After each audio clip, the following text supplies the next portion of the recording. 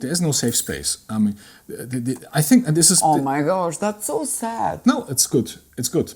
Because for men, because it's in your... Do you think men don't compete? What did I say? I don't know. I was in ChatGPT 3 mode. I was just running my mouth. Sorry. It's like... Okay, this will be the opener of the podcast. Yeah.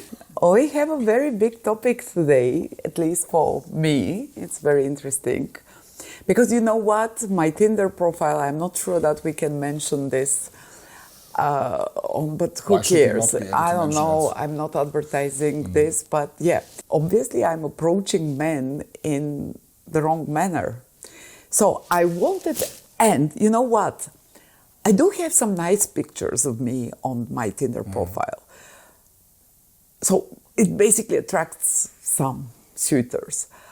But I wanted to understand what is to start with, the physical thing that attracts. What is, for a 50-year-old man, what are the mandatory, the nice to have, good to have, or has to have things? You mean specifically when it comes to online dating, or generally in a dating? Okay, let's go from the online to the real life. Yes, environment. That's a good point. Yeah. So as I'm also on Tinder, I can and are looking at profiles of girls, of women. I think I can contribute a bit to this.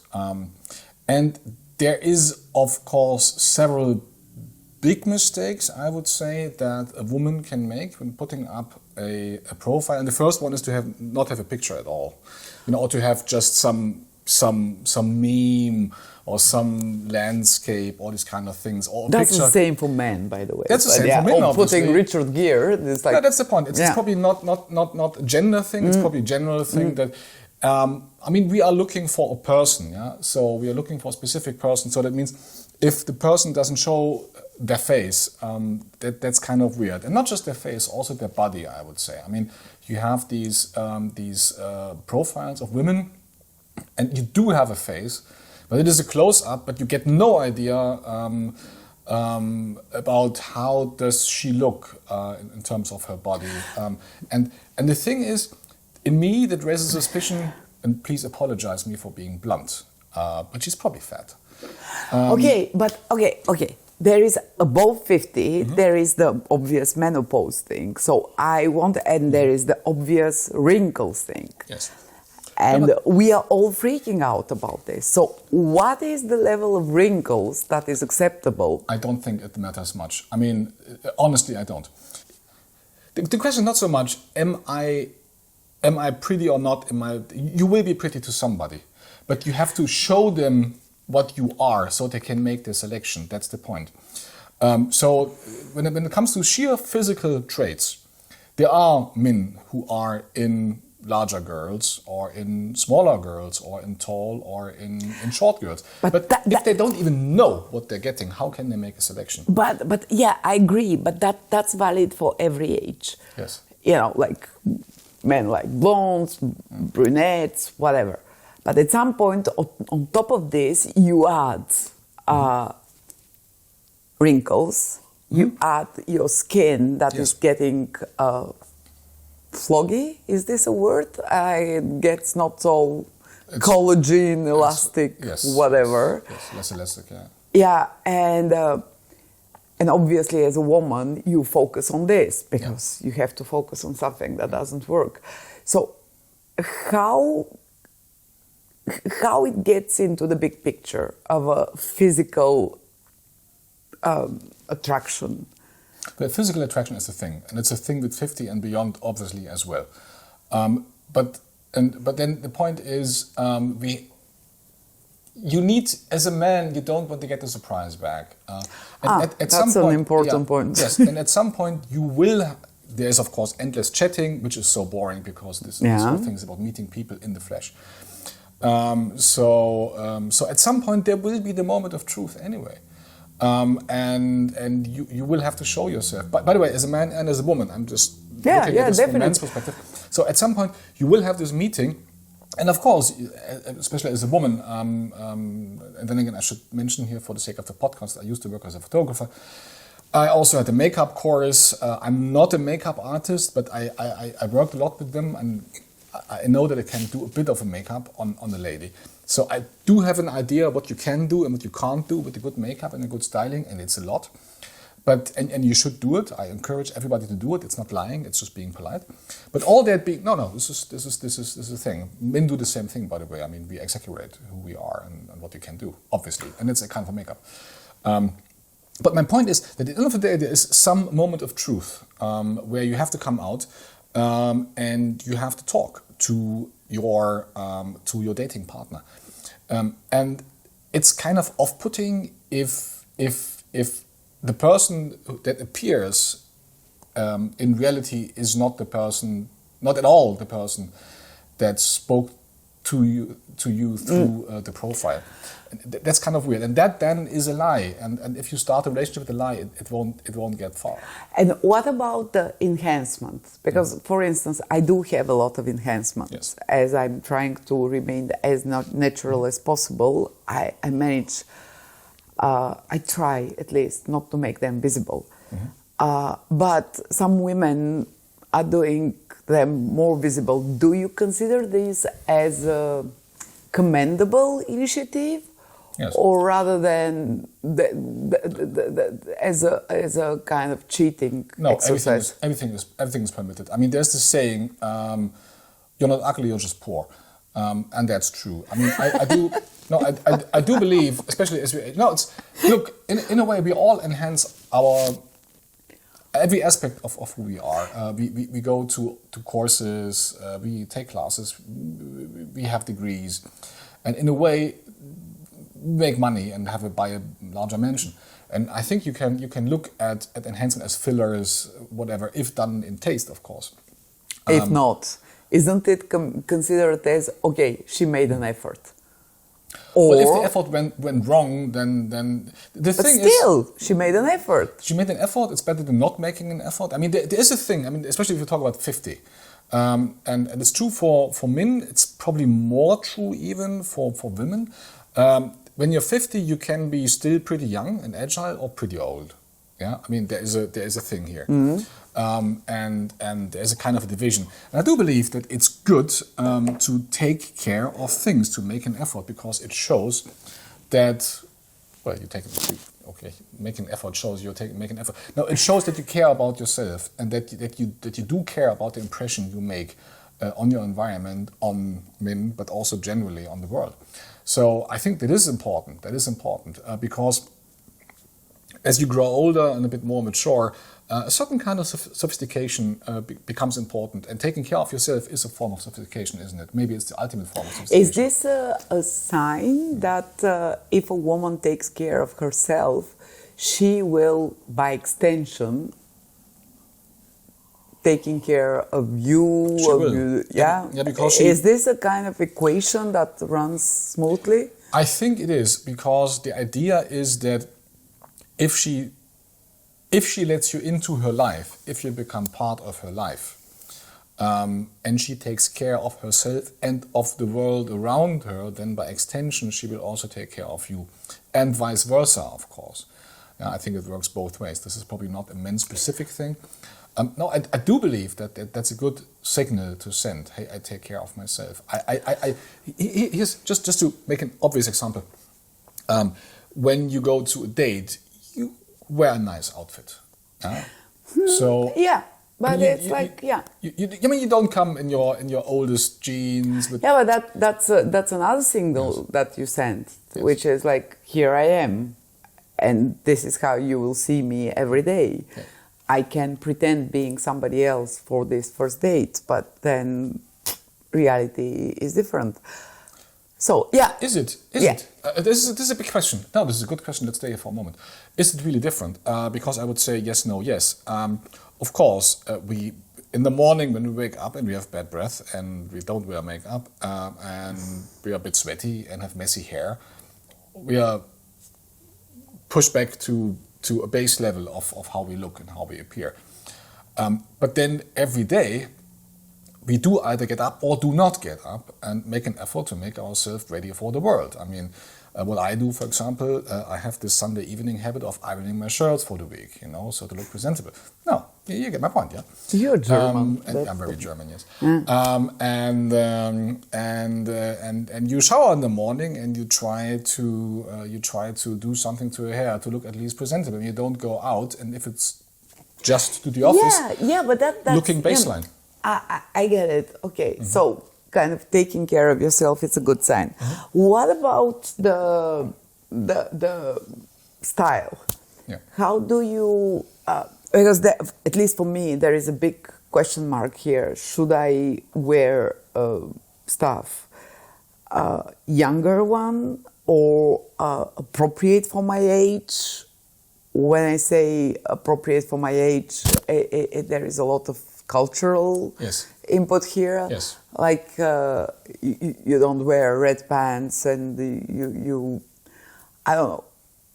Do you consider this ridiculous when you see a 50 years old woman dressed in a trendy? I mean, here's the thing. What's the thing you want to signal? Do you want to signal youth, or do you want to signal a certain sophistication that probably comes with age? Both have their place, I think, and they need not be exclusive. I mean, you can do both in different situations. Why not? No, it's possible. You're escaping the question because it's like. This one is good, that one is good, but overall for me it's like a kind of guideline. When in doubt, if that's what you consider. When in doubt. Should I go to the more classic 50 years old outfit, which is whatever, or should I dare something that is more rock and roll and more, even though young people are not so much into rock and roll, but I get your point. Well, I personally would say I would probably ask age appropriately, but always with a nice twist, with a nice signifier, not in a boring way, not in a beige, small square way. So that's what I would recommend. I would basically say the signal I would try to send would be, hey, I know how this game works, but I also have this slight tendency to break a rule here or there. So that would turn me on as a man. I'm not saying that would turn every man on, but it would turn me on. You don't want to. I mean, if you're dating in the age bracket that is my potential target, then you probably don't want to have a girly kind of woman. You want a woman. Yeah? You want a certain sophistication and a certain signaling of socioeconomic status and these kind of things. But then again, you probably also want somebody who has a knack to break a rule if needed. Talking about social economic status, because probably, I don't know, but you are expected as a 50 years old woman to have a socio-economical status. Yeah. So, how important is for a man, the lady he would probably date, to have an established situation, or to be, because that's an aspect men like, to be in charge, to be the leading. That is indeed, that's a good point, and it's very much dependent. There are two schools of thought here, I think, and it's very hard to square them, to be honest. It's very hard. I can try. It's very hard to come with this thesis, antithesis, synthesis, Hegelian thing. It's very hard here. Because on one hand, looking at myself, this is my personal experience, and some of my friends, I'm trying to be not too personal here, but to generalize, to make an effort to that. I do expect a woman in her 40s, 50s, 50s. We are not talking about 40s. I may date in the age bracket. But it's. I get your point. Your point. So I would expect her to have her own life, to be her own woman, to know who she is. Very important to know what she wants, and to also have a certain independence, not to be dependent on me. Which doesn't mean that she can submit herself to that. But, if she does it, it should be a gift. It should not be mandatory, because she has no other choice. I think this is important. because otherwise you're not really adult, aren't you? I mean, then it doesn't work. But then I get your point. There is another school of thought, and there is another variant of dating where men then tend to date socioeconomically, down. So which is a problem for women, by the way, especially for leading women, because they just don't find the proper partner. And the typical stereotype, which is true to a certain extent, is that, for example, the male doctor would not necessarily date the female doctor, but more like the nurse, and then the female doctor is there. Okay, who's for me to date, please? Maybe the CEO, but the CEO may date his assistant. Yeah. So there is a problem here. There is a mismatch, and it's often being reported in the media, and it's probably true. You have probably better studies than me. My knowledge is anecdotal. That if you are a female CEO, for example, you have a problem finding an appropriate partner because the pool is very small, the socioeconomic, because women rarely date down. It's very interesting. Women don't do that. It's really I know some examples, but it's much rarer than the other way around. I mean, numbers don't lie here. That's interesting because it means that women date for social escalation, where men are dating for social validation. Yes, it's there are a lot of women. Yes, there are a lot of men. Yeah, that's a good point. That's a very good point. There are a lot of men who want to be validated, and there is a point, of course, that a man in a relationship wants to be respected and seen. But it can go too far, so that his tool of validation is indeed his trophy wife. So she is just a tool to validate him in his socioeconomic existence.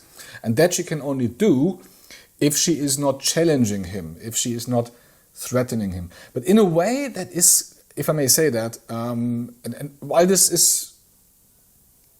is a thing in the numbers, I think that's not a mature, that's not really a good way of dating. I think it's there's also equally many men to kind of defend my gender here, that look for a partner on eye level, and I would grant that maybe they would comfortable if the eye level is just so slightly tilted,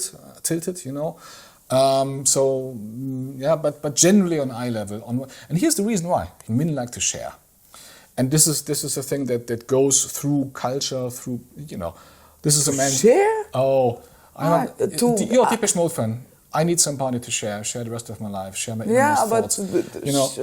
And no, hear me out.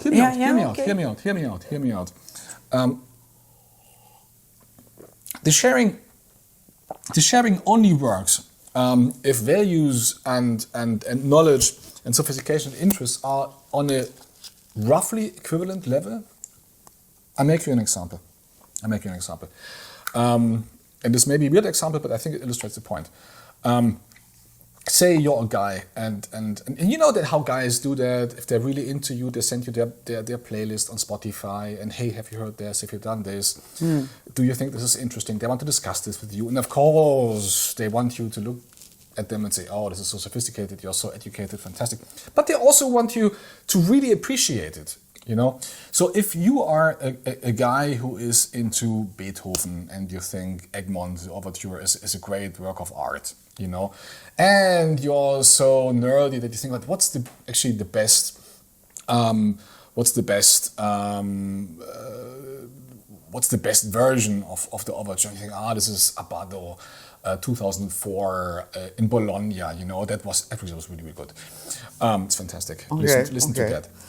And you share this and you say, hey, have you compared Côte Mazur and Abbado and whatever? You share this with two women. And like, I don't think and then she says, well, I'm more like into Eros Ramazzotti, and you're like, you feel like this is a mismatch here, So my point is, maybe a weird example, but my point is that you do need a certain baseline compatibility in order to be even share these things and have this feeling that, oh, she appreciates that, she can get along with that, and she sees how interesting this may be, and she can give something back. And this is important for men. Here's one more example. You're a psychologist. So, I mean, you know that when small children, and I know this is also true for girls, but women these days, if they do something, it's very important that mom watches. So it's not enough to ride the bicycle. Mom needs to watch. Hey, mom, I can do that. You know, and men don't lose that. So there is this, then again, this is a man's world, but it's nothing without a woman or a girl. You need to share this. You need to look, I can do this, I can have this. Isn't it more important when a successful woman looks up at you? Yes. Rather than... that's my point. That's my point. You need. That's my point. A down level. Yes, you need. Sorry for. That is my point. No, that's my point. You need. We look really snobbish here. Like we are talking about a layer of society where there's a CIO and CEO and whatever. Diana, you're sitting here sitting having a podcast, drinking champagne. Yeah. Please. Okay, can't you look a bit snobbish? What's wrong with that? Yeah, I know, but because. So far, what we've said is like, don't lie on your outlook. Yes. Look like you have taken care of you. Yeah, make an effort. Make an effort. Yes. And I'm taking this as a woman who would probably go and date potential men. Yeah. As everybody knows, probably I'm not successful at this game at all. So I'm just listening. Okay, I have to look good. Okay, I have to look maintained. I have to not be too successful. Good enough, but not so successful. You should be interested. You should be interesting. Sorry, if you're not interesting, look. Define interesting. Well, then again, I need to look up at men like and say, oh yeah, I like Beethoven, even though I don't care about it. No, here's the thing about men. Not all men are equal. Not all men are equal, and there's two things here. There is one important thing that you have to, one important thought that you have to do, that you have to go through for yourself. Whom am I talking to? Do I want to have? Am I a spearfisher or am I a spearfisher or am I a dragnet fisher? Do I want to have as many matches as possible, or do I want to have a few high quality matches? And that's a very different game. It's a very different game.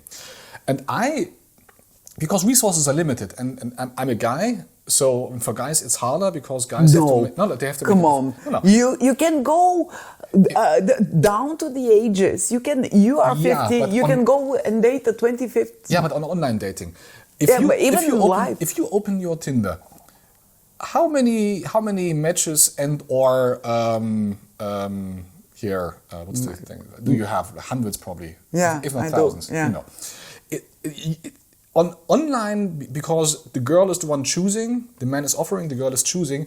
It's in a way easier, but that makes it even more difficult in a way for the girls, for the women, because they have to make this decision. Do I want to have as many matches as possible? And I can't sort through them because it's 1,000 guys. What do I do with them? Or do I specifically spearfish for the good catches? You know, for the good fish. But have you noticed an evolution in your taste, women, from your 40s to your 50s? Yes. What's the difference? This is coming from me or from the male side, because you're inside yourself. You're looking out at the world. Yeah. And you are hopefully. Then again, you say we're snobbish here. But doesn't matter. Okay, we accept this. We're talking. Sorry, everybody, we are snobbish. No, we have to be. So we're not talking about the failures here. You know, the guys who didn't develop, who are still immature, and like I don't know. We exclude them, yeah? Yeah, okay. So as a man, no. I'm not saying successful, but you know what I mean, yeah? The picture you have in your mind, you develop, you become hopefully more mature, more sophisticated, more educated. That also means that your outlook on the world changes. It does change. That's just a fact. So when you're 20 or so, you're basically looking. Yeah, you know, I don't know. You want to. Sex is very important. It's still important, but it's another. It turns a bit. I hope I can come back to that later. But your taste changes. Your interest changes. Then the things you want to change. So just one example. maybe while on when you're 20 or 25, it's important to go to a party, you know, and just get hammered and drunk and whatever. You need the girl to, you know. Yeah. With 50, maybe it's important to go to a party to socialize and to maybe meet your CEO, because we're talking of the C-suite here. Yeah? And then you may want to be able to tell to her, I guess your CEO is a her, that, hey, by the way, here's my fantastic partner and or wife, and then you expect her maybe to say something sensible and make a good impression. And this may sound superficial, but it is important, I mean, isn't it? It is an important thing of your life. So you need somebody who can do that. So you need somebody with the age, sophistication becomes more important. Yeah, it does. Of course, it does. It does, of course. So sophistication in social behavior, sophistication in general culture, sophistication in everyday's life. All of that. I mean, of course, you do have maybe think of the situation, and you've been there, I guess. I mean, you want to do something. It's a Saturday, or maybe it's not. Maybe it's a Tuesday. So, but sometimes there's a little gem, you know. You say, hey, let's go there, you know, and then you want your lady to say, yeah, that's a fantastic idea. Why don't we go? By the way, I have the outfit here, and let's move on short notice. You know, you want somebody who can appreciate that, and you can do that with you.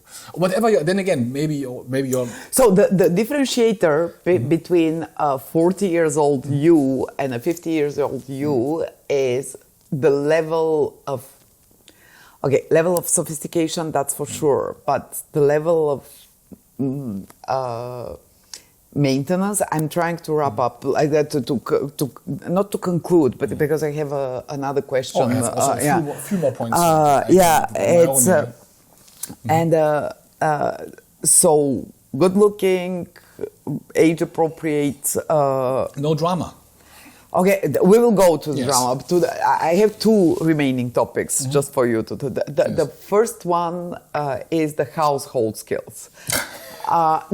It is because at some point when you are young, you are looking for a partner. The partner is looking at you as a potential household keeper. You will be able to arrange the home in a way, to cook, to clean, to do laundry, to whatever, to do all these logistics, etc. So you were saying it's still important for a woman to keep the household that's under control. Okay. I would say, and then again, without wriggling out here, because you accuse me of wriggling out, I would say it depends very much on the type of relationship and on the dynamics and how both perceive this.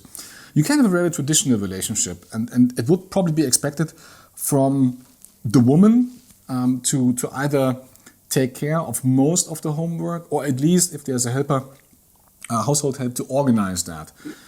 So the burden, one way or the other, would fall on her. And of course, we're talking about min 50 plus, so there's a good chance they are pretty traditional.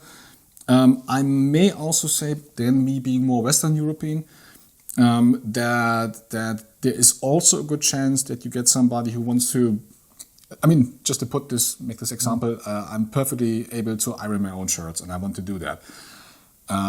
And sometimes I actually cook pretty badly, but I do. So it depends a bit on who is the guy you're trying to appeal to, and how does he think and work, and how far are you also willing to go along with that. I mean, that's also a thing. I mean, here's one thing. You can also, it's also a kind of negotiating these dynamics in a relationship. I mean, if you go there, and we guys, we are not as rigid as people always think. You know, we can. Oh, you are. No, we are not really. Oh. You can discuss things with us. Here's the thing. I mean, what guys hate, what I hate, we really hate that. And it's absolutely showstopper for any relationship, and it will end any dating game prematurely, is if we are disrespected, or if our self-perception or value is being put into question. So if a lady says, well, what you do is terrible, your friends are terrible, you are a terrible person, that's not a good thing. But if you negotiate nicely and say, there's this thing, I have my life, you have your life, we need to do something about how we divide the chores between us. You can negotiate, but you can't. What you cannot do is what very often goes wrong is to not talk about the thing, but talk about the person who does the thing. You are a terrible person because you are not sharing the chores. That's not a good way to put it. It's called the attribution error. Yes, and men are very, very easy to get here. So we need to be respected. It's very important. At every age, and yes. I noticed this, that recognition. You need to, as a woman. I don't know. It's like sometimes it goes unidirectionally. It's just this direction. It's you need to worship your man. And I'm putting the strong word it's on a purpose. Very strong word. I know, very but strong word. But we like to be admired, yes. Yes. So is it getting stronger? No. It's not getting better. No, it's not getting better either. Yes, that's maybe what I want to say with this. Yes, men do want to be a bit admired by their girl. That's why you always say girl. Men always want to be a bit. You say man, but you say girl. Yeah, because let's start this again. We cut this out. No, that's an interesting insight. I'm listening differently here. That's just my use of language. Don't be too harsh on that. It's just the way I use language. No, I'm sometimes very, very fluffy in my language. Yeah. So men want to be admired by their woman, by their partner. Yeah, that is true. That is true, and it doesn't change. But I think what changes is that men past 50 have a bit of self-reflection, so they don't want to be, then again, admired just for the sake of it, but for the things that they themselves also value highly as an achievement. So then again, this goes back to this sharing. Hey, I did this wonderful thing here. I closed this deal. I recorded that fantastic piece of music or whatever. So I'm really proud of that. And then if you can share this pride, that's fantastic. That's great. If you just admire him for no reason, he may feel like you pull his leg. Why I didn't do anything. Why are you so, So, I mean, there's a certain self-reflection that men get with age, I hope. Okay, I'm wrapping up again. So far, we know good looking,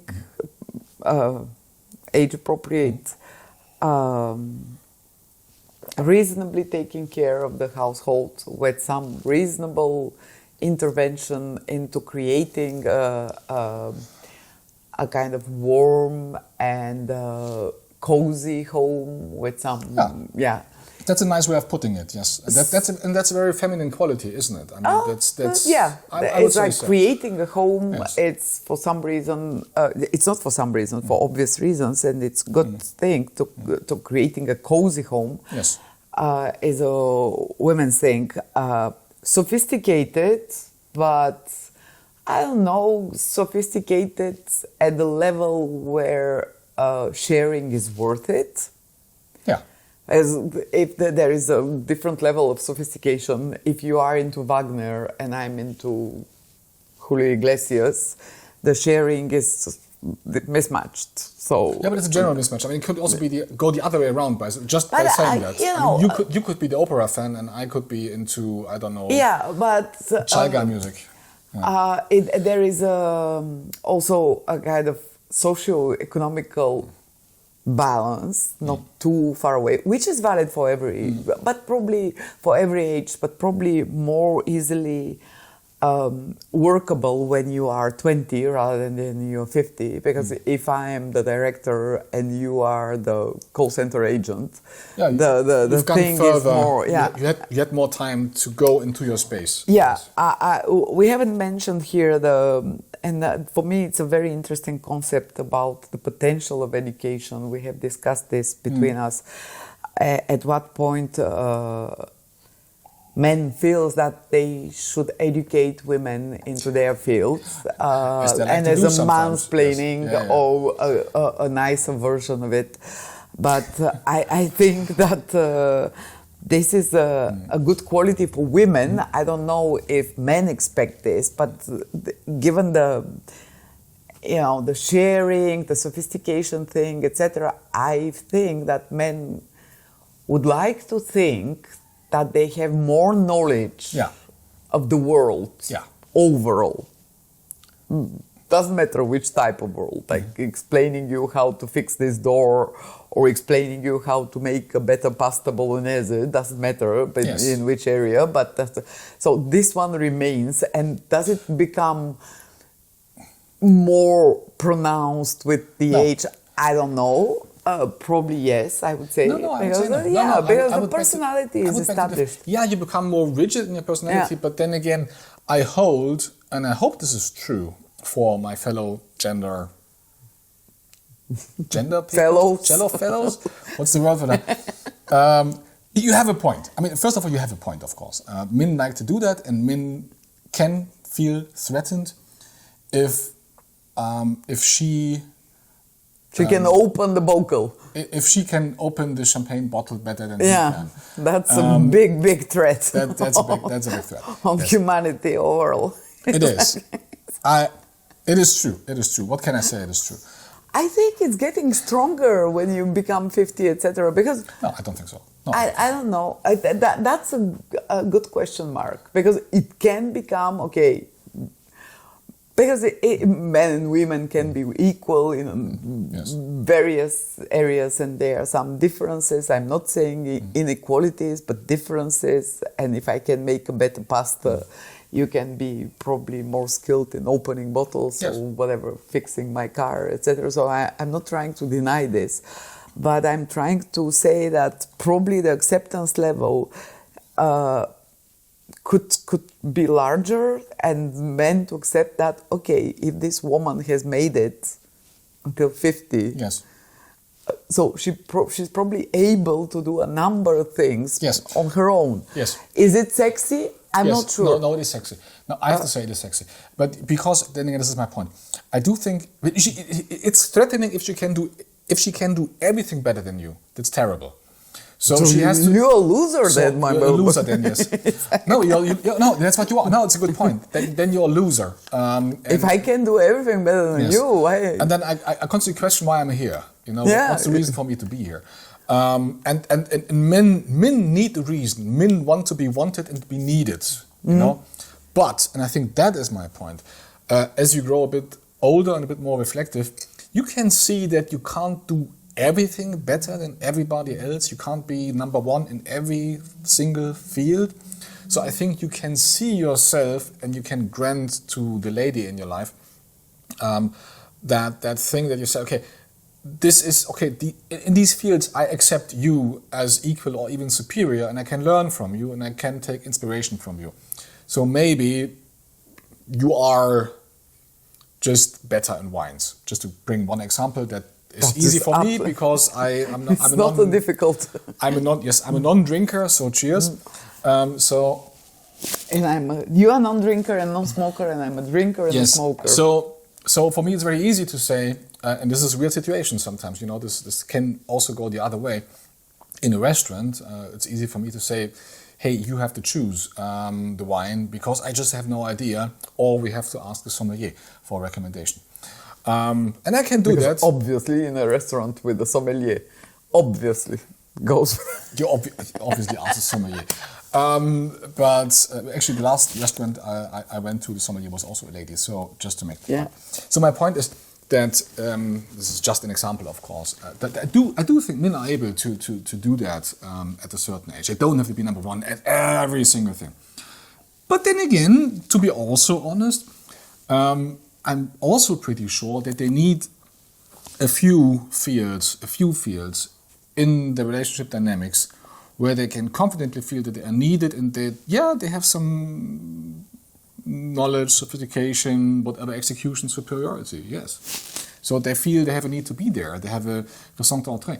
You know, it's pretty important, I think, for a man. Because, I mean, I literally had this conversation with a friend of mine, and I really can't recall how we got there, but it was like, you know, I think it was a study that the income gap is closing in Western Europe between women and men.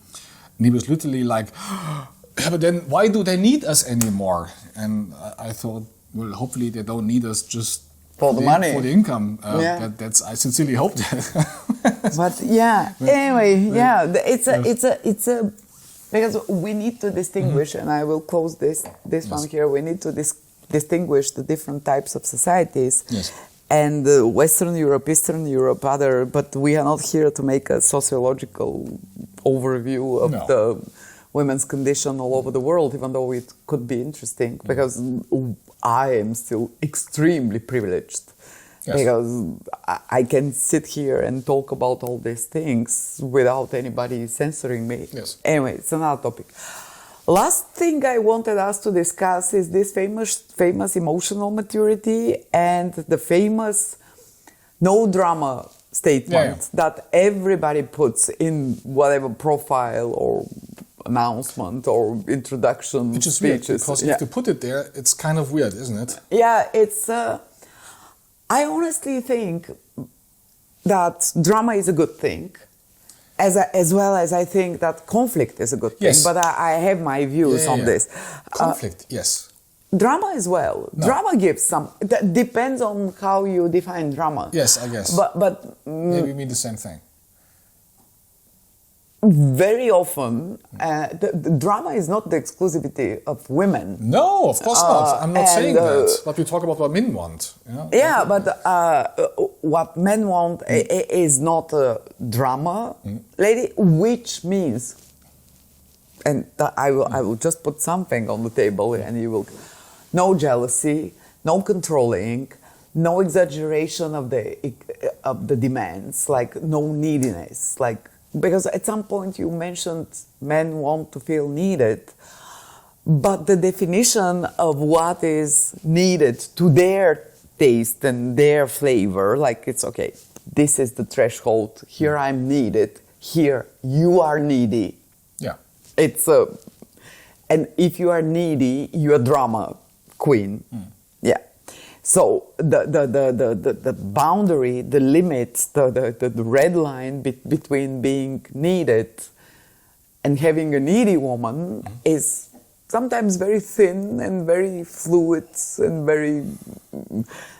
So, and a lot of people say, yeah, I'm 50, I'm over this emotional ups and downs and amplitude, and I'm good. Like now I'm boop, everything is even, and I don't go up and don't go down.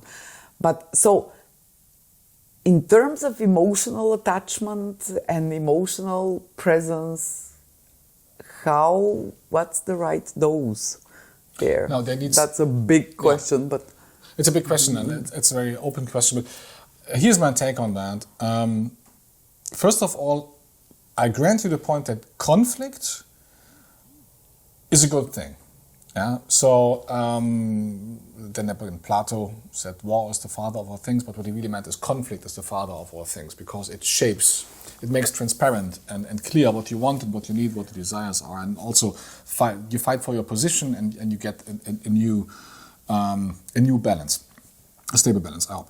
So conflict is important. You have to talk things through. You have to fight things out sometimes. It's very important. It's much better than to keep them under the blanket and then they pop up as skeletons, 5 years later. That's terrible. So, I grant you that. But when it comes to the other things, and it ties maybe into another point I wanted to make, when it comes to just, being overly jealous, throwing tantrums, being controlling, these kind of things, you just can't have that as a man in your 50s in your life. You just can't have that. It's terrible. There is a few things that need to be said here. First of all, when you're 50, you're probably at your, as a man, you're probably at your, generally speaking, there's of course different kinds of lives, but you're probably at the peak of your of how busy your life is. You know, so probably you have achieved a certain position in your life. You have a ton of friends. You have functions, social functions to fulfill. You have professional obligations. You have lots of interests. Why do you need a woman then? If you are so fulfilled with nobody needs a woman. You want a woman. You don't need. Why do you want a woman? Because you want a mirror? No, because it's to reflect how wonderful you are. No, because it's just a wonderful thing. To have sex. Sex is a thing, of course. Sex is a thing that doesn't go away. Obviously, one more word on that a bit later. No, but of course you want to have a woman because you want to have a relationship because it's one aspect of your life. But you don't need a woman. I mean, who needs a woman? You know, I mean, a lot of people. I don't know. I mean, I would say all of the. It's something you want, not something you need. And if you need so that's a big difference at 50. You don't need, you want. Yes. Okay. I think this is fair to say. I mean, if you need a woman, like otherwise I'm not. It's a terrible thing to say. Because what do you say if you say I need a woman? What does that mean? That means I'm not good alone, or what? I mean, what is your Why point? not? And then. What's your point? The message you send to a woman is. A man wants to be needed, wants to be desired, recognized, etc. But on the other hand, what he puts on the table is just a desire. You see that this balance here, it's like a woman needs to show to a man that he is needed, that he can help, he can support, he can be a sound ground to advise or whatever, etc. But on the other hand, the man is purely, I want. I don't need anything. I just want. So, well, maybe you have to talk about the definition of words here. Of course, men are not stupid when they say they want to be needed. Of course, she could probably open the cucumber glass, the pickled glass, in some way, and if she gets it over to the neighbor and asks him or her to help. So we talk about needs and wants, you know. But when you talk about need in the sense of, am I physically able to live my life, or do I have self-worth, or am I somehow incomplete? If I don't have a woman, then I'd say you should not. I think it's unhealthy to need a woman. That's the same for women then. Yeah, then substitute the words. I mean, then fill the words with a different definition. But when I say a man wants to be needed, then what I mean is need in an exaggerated way of wanted. Of course, you don't need a man to physically exist. Okay, but we can accept this equation. Like a man wants to be needed, a woman wants to be wanted. But overall, and at 50 or whatever, it's a man wants a woman as well as he wants 10,000 other things. He wants to be successful at work, he wants to be successful with his friends, he wants to have a hobby, he wants to have his time alone, he wants not to be controlled, chased, whatever, etc. So it's a very, very, and we are talking about how to please a man, because you have to be present without being present, but being present, keeping your presence as a desired thing, like showing that you are fragile or like missing some pieces without him, but at the same time being independent and sophisticated enough to get along without. Oh, come on. It becomes really complicated. It's terribly complicated, but maybe we are overdoing this a bit here. I'm not talking about that all of these things have been met like 100% of the time, every single time, and it's a constant consciousness of these things. No, that's not what I'm talking about. I mean, what I'm talking about is general relationship dynamics, and they happen unconsciously. It's not like you're constantly working in your mind, oh, if I do this, is it being considered? Will he perceive this as... Oh my gosh, all women are doing this. Oh, you're terrible. Yeah. Men never do that. I know. It's something. Yeah, it's something that has to happen in the dynamic itself. It has to be built in the system. You know, it can't be something that you find control every single day, every second. You're conscious of every second. You get crazy. I mean, this is my problem. Maybe that's why women are so crazy sometimes. That's why they go into the drama, because they are lost into the interpretation of. I can tell you, men don't do that, and women probably indeed over. I mean, there's tons of Facebook wisdom and memes on Facebook about that. Women tend to overinterpret things and to overthink things that men don't even think about. They could be. But men's desire is very volatile. Like today, I'm desiring you, but tomorrow there is a beautiful pair of whatever that shows up. So I'm desiring this. It's known that men's desire is not something that is sustainable over time. So yeah, of course. I mean, it's fair to say, yes. Yeah. If you are one of the many desires, how to become, that's the question, how to become a sustainable desire? Well, all of these things. I mean, that's literally my point. All of these things. Try to be interested, try to be interesting, try to maintain yourself, try to have your own life. This is also basically an interesting thing, yeah? Not to have... Women can be like... I think this is also very important. It's a good point we talk about this. Women can be so possessive, unbelievably possessive. She can own you. She can try to own you and control you in a very unhealthy manner. And it's very important to understand also as a woman that there is a point. There are some needs that you cannot fulfill.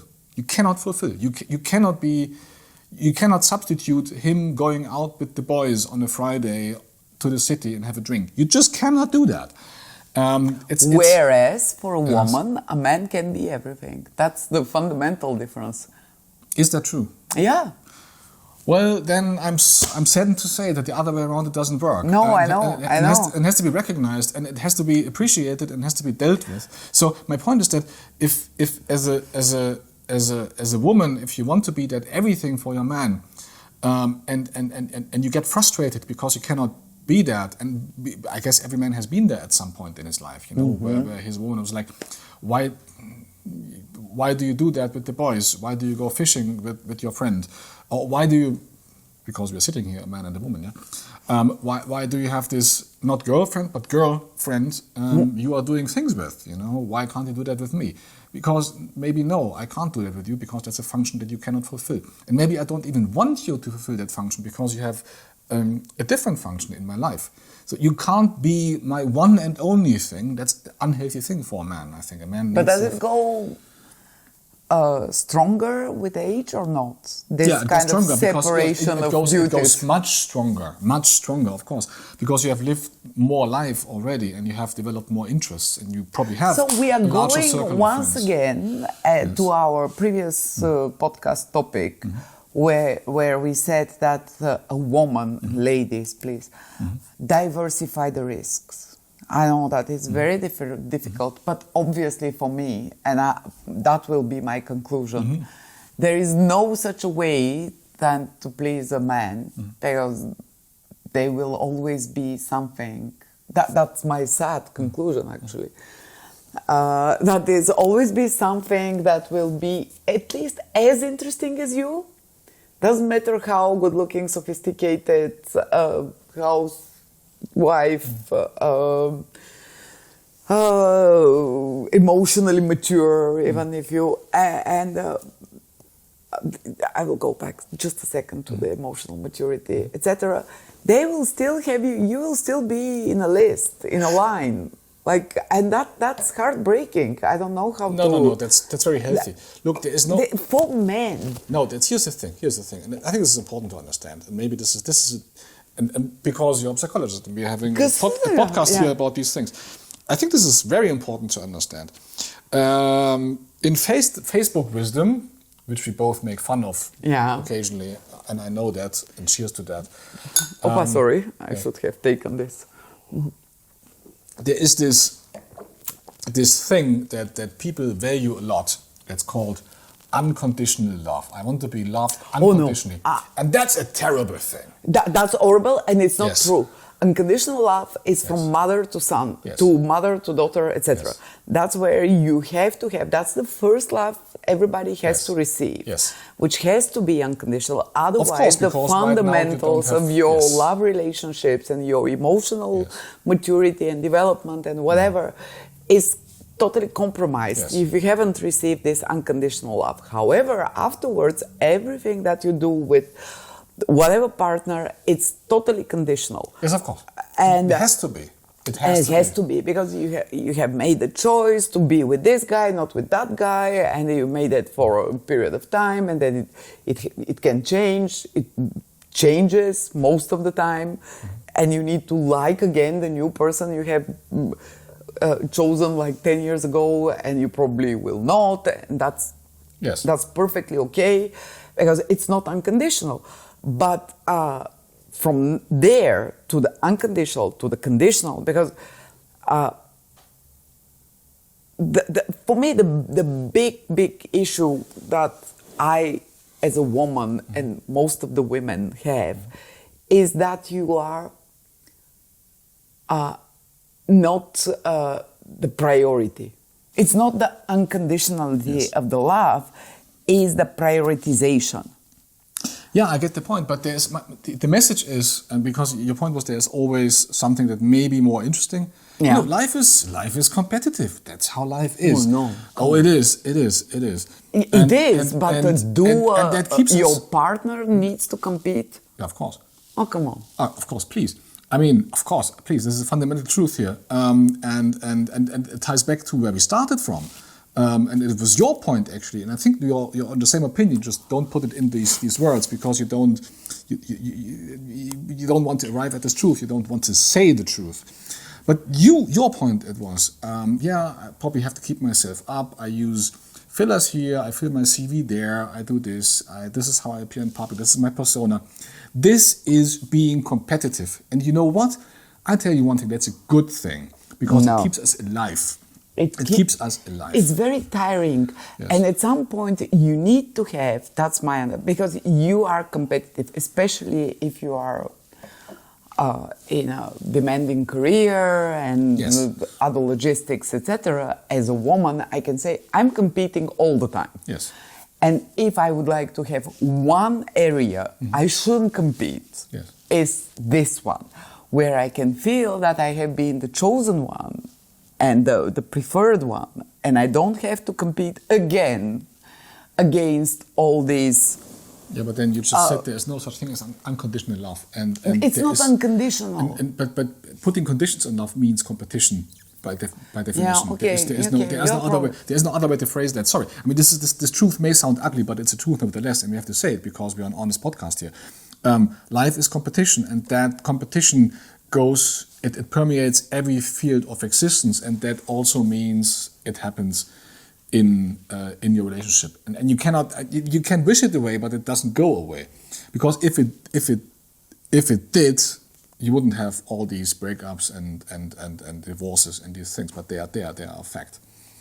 Yeah. So I rest my case on that. Okay. Yeah. So I get it. So yeah. There is no such thing as a calm place where you can be, just. There is no safe space. I mean, I think, and this is. Oh my gosh, that's so sad. No, it's good. It's good because for men, because it's in your. Do you think men don't compete? Damn it, they every single day, all the time. That's our life. Our life is competition, and it's part of your way of being, which is not part of a woman's way of being. Yeah. You just want to settle somehow, just to have this assurance that, okay, this guy has chosen me, and I will not have to question this every day, because he has these competing priorities. Maybe talk about different things here. I'm not talking about micro competition like every day. If I do one small mistake, some mishap, I may be out of the game. That's not what I'm talking about. That's not what I'm talking about. Don't get me wrong. If you are saying, does a relationship need a basis of trust? and of then again, I just said there's no safe space, but of feeling safe and feeling embraced. Of course it does. Otherwise, it's not a competition. Why in the world I will go into a relationship if it's not even a safe space? No, that's not. Then again, as a woman, I'm talking. If a man cannot provide to me with the feeling that, okay, not 100%, but let's say 80%, I'm in a safe space and I don't have to compete, and he likes me as I am. You don't. But the message is here: this. You don't have to compete like every day. I mean, this is what I mean is not like, oh, if he sees me one day without makeup, what will he think of me? That's not what I'm saying. But if he sees that you let yourself go over 5 years, of course he will turn to other options. Obviously, you know. My point is, a relationship should and can provide this safety for. That goes a long way. But if you say, is there something that's unconditional forever? Is the competition completely eliminated for all time once he has chosen me? I have said news for you. No, it is not. You know, because life is competitive, and that's a good thing if you think about it. That's how it works. Yeah, wrap this up. What men want when they are 50. It's like the 1, 2, 3, 4. What are the three most important things? The three most important things. There's a few things actually we haven't talked about. 3. So we have 3. Okay. So then again, I think they do want this thing of sharing their life with the person they really like, really love, which then again needs some socioeconomic interest, value-based parity to a certain extent. I think this is very important. I do think that it's very important for men, and you made the point of the admiration. They need, and I wouldn't phrase it like that. But be honest. Yeah, you're playing with words. They want to be valued and respected, and a bit admired if that makes you happy. Yes. Yeah. It makes me happy. It is a thing that I cannot completely deny. It is true. It is true. There's one more thing, and we haven't touched it. And we tiptoed around the thing, but it's your point, and I think it's a very good point you make, because what's the difference between a sharing an apartment and a boy-girl, man-woman relationship, and that's sex, obviously, yeah, that's the animal thing, and the importance of sex doesn't go away just because you're older. In a way, it becomes more pronounced in a certain way, because it transforms. It's very important to find a partner that's very compatible with that. Because, here's my point, hear me out. When you're 20 or 25 or so, sex is just a necessity. You know, like food. You need to have sex. When you're 50, you still need to have sex, but how to put it? It's like with eating, you know, maybe you don't want a burger every day, but you want to have this 2-star Michelin meal in the Terra, you know, with 11 courses, and there's the pre-dessert, and that's, you know, and these things, you know, it needs to be a bit nice and glamorous, and the presentation itself is as important as the food, you know, and everything around. So what I'm saying is, you probably know much better who you are also sexually, and you desire a woman who does share and appreciate and support that thing and is compatible with that. It's much more important than just the thing itself. And that's also a thing that's very important, to find somebody who's compatible with whatever your thing is. And I'm not judging here. I'm not saying what you should be into, because that's very personal, obviously. But that's also very important. Then again, because we are talking about men and women and relationships, I put this as my personal number 3 item on the list, this compatibility. Yes, and that's probably how I would close the list, with these 3 things. Yes. Okay. So, stay tuned for what women want. That will be me. That will be a difficult discussion. Yeah. Another thing, I really recommend people to read Love in Times of Cholera of Marquez. Yes, fantastic book. That's my favorite. Fantastic book. Yes. On how love evolves and can really still be there at 70, etc. It's such an optimistic book. Yeah. So, but it's also sad in a way, isn't it? Like there is one Marquez sentence. is- Yeah, he is. But he there is is- he one is Marquez. sentence that kills me. But we Yes. will discuss this Yes. later. So yeah, And there's one last thing. yeah, it's never the last thing. Yeah. Like and subscribe. There's a bell here. Hit the bell. hit Are you subscribe really button. doing Yes, this? we are doing this. No. Like and subscribe. Oh yeah. Bye.